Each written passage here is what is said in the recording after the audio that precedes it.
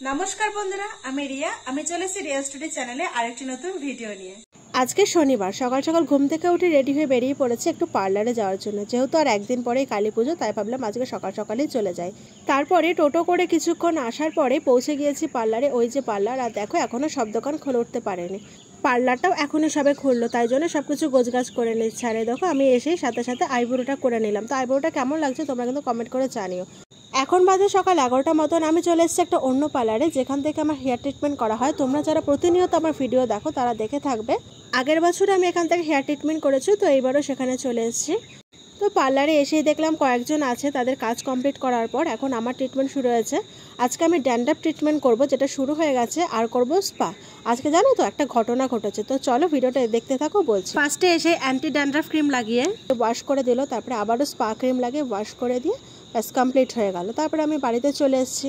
এবার বাড়িতে আসার পর মনটা কেমন খচখচ লাগছে। তারপরে মনে হলো যে না, এবার একটা কেটে ট্রিটমেন্ট করা যাক। যেহেতু আগেরবারও করেছি, তাই আবারও দুপুরবেলা রেডি সেডি হয়ে আবারও টোটো করে বেরিয়ে পড়লাম ওই পার্লারে যাওয়ার উদ্দেশ্যে।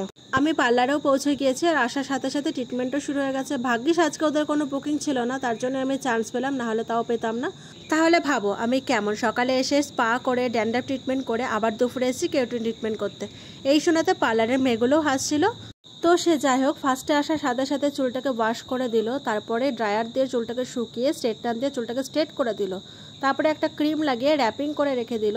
তারপরে এখান থেকে দিয়েছিল গরম গরম দুধ চা, চাটা বেশ দারুণ ছিল। তারপরে আবার ড্রায়ার দিয়ে ক্রিমটাকে শুকিয়ে দেন আবারও স্ট্রেটনার দিয়ে চুলটাকে স্ট্রেট করে দিল, আর তারপরে কমপ্লিট হয়ে গেল আমার আজকের কেরাটিন ট্রিটমেন্ট। এই হলো তার রেজাল্ট। তো কেমন লাগছে তোমরা কিন্তু অবশ্যই কমেন্ট করে জানিও।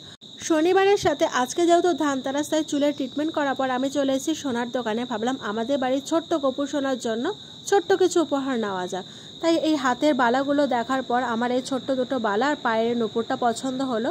তারপরে আমি নিজের জন্য কিছু জিনিস দেখছিলাম, কিন্তু সোনার যা দাম, এই নাকেরগুলো ছোট ছোট হলে হবে কি, দাম প্রচণ্ড, আর সাথে লকেটগুলোও তাই। তো তারপরে সব কিছু জিনিস দেখার পরও কেনার পর বাড়িতে চলে এসেছি। আর দেখো বাড়িটাকে কি সুন্দরভাবে লাইটিং দিয়ে সাজানো হয়েছে, আর বোন তো ভীষণ আনন্দ পেয়েছে লাইটিং দেখে। আর এই যে আমাদের ঠাকুর ঘরটাকেও কি সুন্দর সাজানো হয়েছে।